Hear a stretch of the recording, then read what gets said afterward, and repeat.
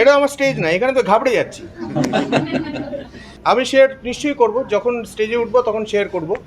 এটা আমার স্টেজ না, এখানে তো ঘাবড়ে যাচ্ছি।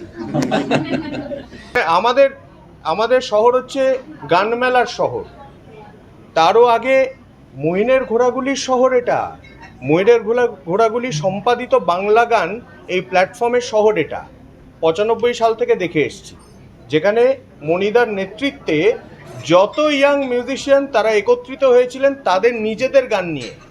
সবার গান কিন্তু মইনের ঘোড়াগুলির গান নয়, এগুলো সব কোম্পানির ভুল ভুল প্যাকেজিংয়ে সব ছাপা পড়ে গেছে। কিন্তু তা কিন্তু নয়, উদ্দেশ্য তা ছিল না। কারণ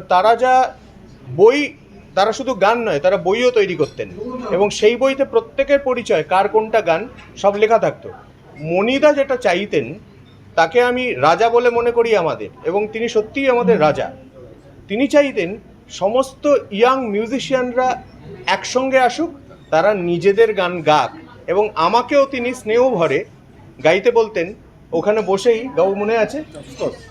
আমি সেদিনও ছিল দুপুর এমন, এটা তোর বোনের প্রিয় গান, সেটা গাইতাম।